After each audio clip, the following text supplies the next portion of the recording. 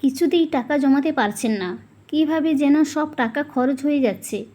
আপনি যদি কিছুতেই টাকা জমাতে না পারেন তাহলে কিছু রীতি মেনে দেখতে পারেন। বাস্তুশাস্ত্রে কিছু নিয়মের কথা বলা হয়েছে যা আর্থিক সমৃদ্ধির সহায়ক। খুব বেশি খরচ সাপেক্ষ নয়, কিন্তু কার্যকরী এই উপায়গুলি মেনে চলেন অনেকেই। তবে মনের বিশ্বাস এবং ভক্তি রেখে উপায়গুলি করতে হবে। নমস্কার বন্ধুগণ, জয় মা দুর্গা চ্যানেলে আপনাদের সকলকে স্বাগত জানাই। কেমন আছেন সবাই?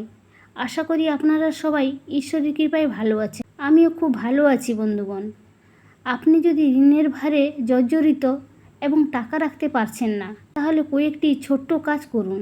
জেনে নিন আজকের ভিডিও থেকে কি কি ব্যবস্থা রয়েছে যার মাধ্যমে আপনি আপনার আর্থিক অবস্থার উন্নতি করতে পারবেন। টাকা যদি আপনার পকেটে না থাকে তাহলে চাল দিয়ে এই সহজ প্রতিকারটি করে দেখুন। আপনার ঘরে মা লক্ষ্মীর কৃপা থাকবে, আপনার পকেট খালি হবে না। বাস্তুশাস্ত্র অনুসারে আপনার পার্শ্বে সব সময় চালের দানা রাখুন, এতে করে টাকার অভাব হয় না। পূর্ণিমার দিন একটি ছোট্ট লাল রঙের রেশমি কাপড় নিন এবং চাঁদের আলোতে যান।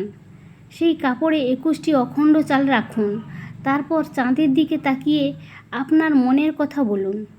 এরপর ভক্তি ভরে প্রণাম করে চালগুলিকে কাপড়টিতে ভালো করে বেঁধে দিন। এই চালের পুঁটুলিটি আপনার পার্শ্বে এমন জায়গায় রাখুন যেখানে অন্য কারো চোখ পড়বে না। এই কাজ করলে আপনি আপনার ব্যয় নিয়ন্ত্রণ করতে শুরু করবেন। সঞ্চয় এবং আয়ের নতুন উৎসও তৈরি হবে। এছাড়াও আরও একটি খুব সুন্দর উপায় রয়েছে আমাদের বাস্তুশাস্ত্রে। তবে এই দিনটি বছরে একবারই আসে। প্রতি বছর আপনার জন্মদিনে আপনি বাবা মায়ের কাছ থেকে আশীর্বাদ হিসেবে একটি টাকা নিন এবং তাতে জাফরান লাগান। তারপর সেই টাকাটি সর্বদা আপনার পকেটে রাখুন। এটি করলে দেবী লক্ষ্মীর আশীর্বাদ সর্বদা আপনার উপর থাকবে এবং আপনার পকেট সর্বদা পূর্ণ থাকবে। ভিডিওটি ভালো লেগে থাকলে একটি লাইক করে যাবেন। ধন্যবাদ।